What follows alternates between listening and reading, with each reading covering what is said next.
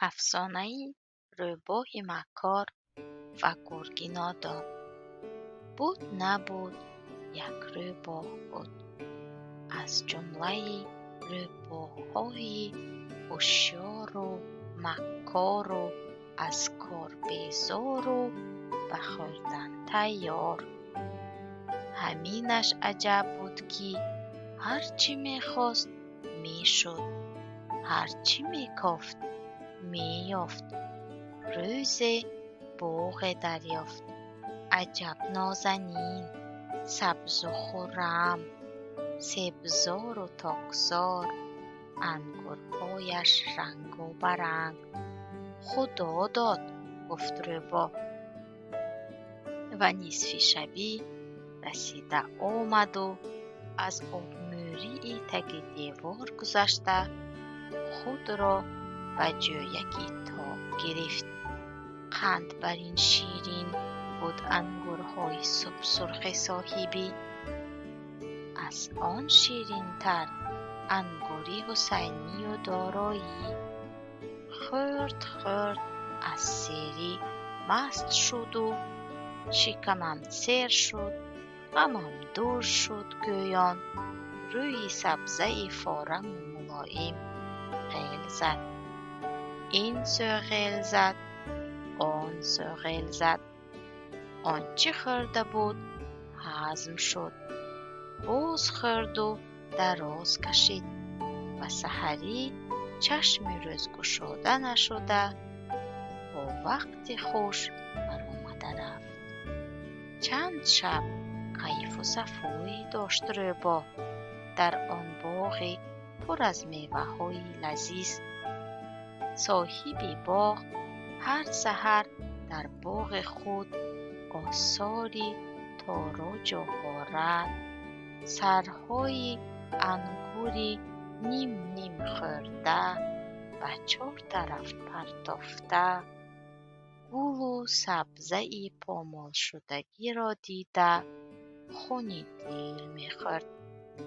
بالاخره او در قصد جزا دادن غارتگر شد. دامی به دست آورد و دنبه گوسفند را الحاق کرده سری مرزه گذاشت. روباه شب آمد و در سری راهش دنبه را دید. دنبه پوست کنده سبز سفید ملایم روغن خوشمزه کرد را دیده اشتهایش کرنای شد، دهانش آب گشاد، اشکمش تنبور نواخت. خواست از دنبه پاره بر کند، ولی خود را نگه داشت.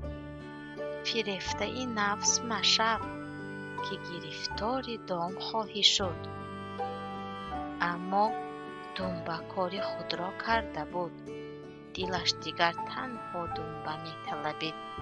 انگور به نظرش ترش و بی‌مزه می نمود. تو از جنسی درنده هایی ای روباه، گفت دلش. گوشت باید بخوری نه انگور. و دنبه چشم دوخته بود و آب دهانش فرو می برد. به ایست لب می لیسید.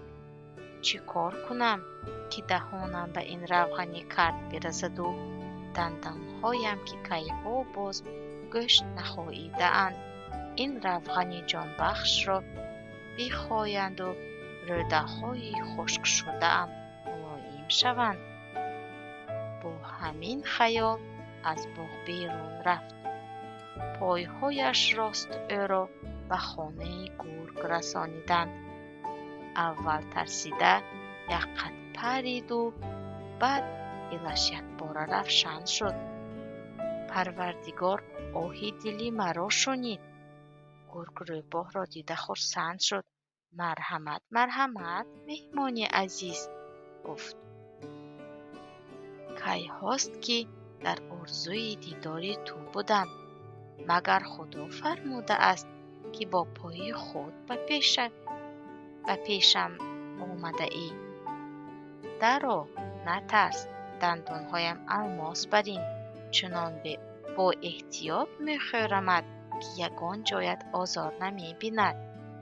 نیتی بد نکنید پهلوان، گفت روباه. من با نیت نیک به پیش شما آمده ام. باری اول میبینم که مخلوق از ذات روباه با نیتی پاک پیش ما گرگان آمده است. اگر غرض در دل نمی داشتی اینجا نمی آمدی. سوگند بر روح مقدسی سر اولاد ذات روباه که مرا غرض در دل نیست، گفت روباه. احمق آن است که به سوگند تو روباه باور کند، خطاب کرد گرگ. من باور نکنید، به چشم خود باور میکنید. من آمدم شما را به باغ تکلیف کنم که سراسر سبز و خرم است و فیض بار، میوه های دارد که در جهان نیست و در آنجا دنبه هست بزرگ سفید. دهان گرگ از شنیدن نام دنبه آب گشاد و همه را فراموش کرده همراه روباه روان شد. آمد دنبه را دید و با حرص تمام خود را به بالایش انداخت و نفهمیده ماند که چه خیل دو پای پیشش گرفتار دام شد. خود را به عقب کشید و چپ و راست زد، بیفایده. قریب بود که پایهایش شکنند. ای روباه، گفت گرگ، تو زیرکی علاج هر کار را میابی. بگو چه کار کنم که پایهایم رها شوند؟ روباه گفت تو پهلوان هستی، قوت زیاد داری، زور زن خلاص میشوی. گرگ با تمام قوه آنچنان زور زد که پایهایش شکستند و از هوش رفت. گرگ که از هوش رفت، روباه پیش آمده سیری دنبه خورد و به حال گرگ خندیده برآمده رفت. افسانه به آخر.